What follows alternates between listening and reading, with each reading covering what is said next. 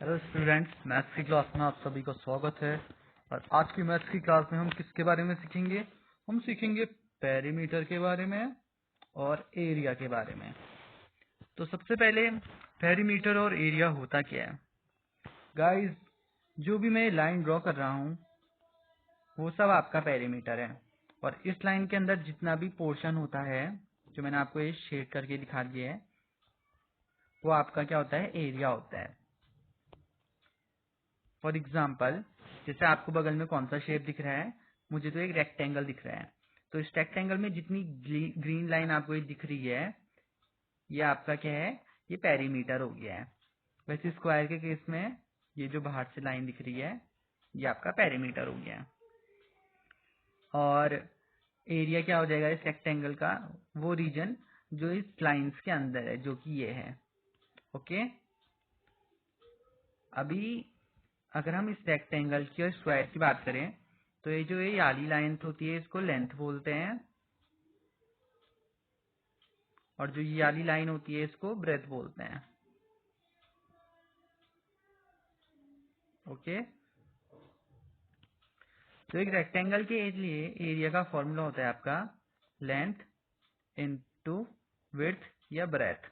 ठीक है, और पेरीमीटर क्या होता है? हमारे पास कितनी लाइन है? हमारे पास एक लेंथ याली है और एक लेंथ याली है, तो ये क्या हो जाएगा? 2L प्लस ये हमारे पास 2 ब्रेथ है, तो 2 ब्रेथ। तो इसको हम क्या लिख सकते हैं? 2L plus B।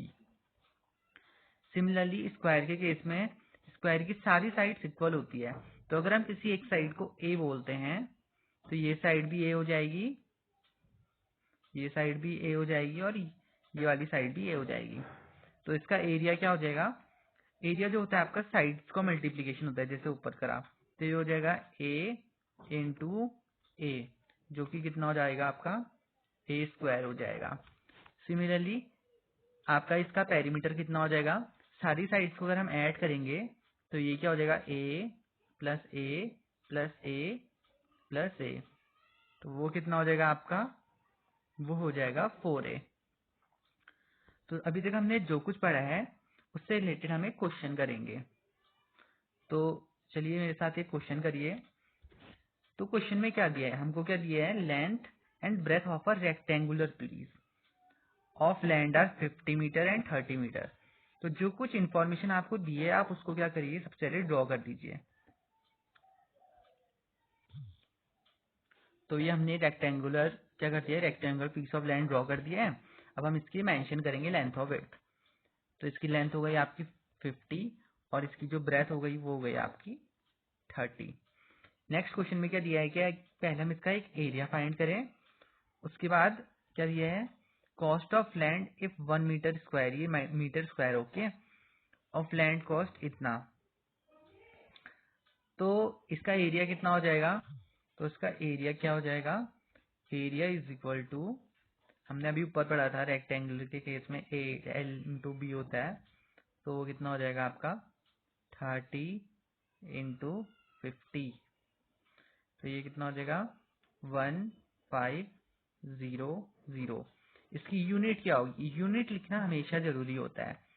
तो हमको पता था ये मीटर में है और ये मीटर में है, तो मीटर इंटू मीटर क्या हो जाता है? Metre square. तो ये क्या हो गया? आपका आंसर हो गया पहले पार्ट का। अभी इसमें क्या पूछ दिया गया है क्वेश्चन में? क्वेश्चन में दिया गया है कि 1 मीटर की कॉस्ट क्या है? 10,000 है। तो जो ये पूरा एरिया होगा उसकी कॉस्ट क्या होगी? तो टोटल कॉस्ट कितनी हो जाएगी आपकी? 1 मीटर स्क्वायर की कॉस्ट आपकी 10,000, तो 15 मीटर स्क्वायर की क्या होगी? 15,000 इंटू 10,000, वो कितना हो जाएगा आपका? 1500,000,000,000। तो ये हो गई है आपकी टोटल कॉस्ट। नेक्स्ट क्वेश्चन में क्या दिया गया है कि हमको एक स्क्वायर पार्क दिया गया है जिसका पेरीमीटर 340 है। सबसे पहले हम स्क्वायर ड्रॉ करेंगे। हमने स्क्वायर ड्रॉ कर दिया, इसका पेरीमीटर कितना दिया है? 320। और हमको क्या पता है कि पेरीमीटर का स्क्वायर का फॉर्मूला क्या होता है, 4 टाइम्स a होता है। तो यहाँ से हमें क्या मिल जाएगा, इससे हमको a की वैल्यू मिल जाएगी। a कितना हो जाएगा, 320 डिवाइडेड बाई 4, जो कि कितना हो जाएगा, 80 मीटर हो जाएगा। अब हमको क्या मिल गया है, स्क्वायर की साइड की लेंथ मिल चुकी है, तो उसकी मदद से हम एरिया निकाल सकते हैं। कैसे, हमको एरिया का फॉर्मूला मालूम है, जो कि क्या होता है आपका ए स्क्वायर होता है। तो हम क्या करेंगे, 80 का स्क्वायर करेंगे तो वो कितना हो जाएगा, 80 का square 6400 metre square. Next question में चलते हैं। नेक्स्ट क्वेश्चन में क्या दिया गया है, ब्रेथ ऑफ रेक्टेंगुलर प्लॉट दिया गया है। हमको ब्रेथ निकालनी है रेक्टेंगुलर प्लॉट की, अगर उसका एरिया दिया गया है और लेंथ दी गई है।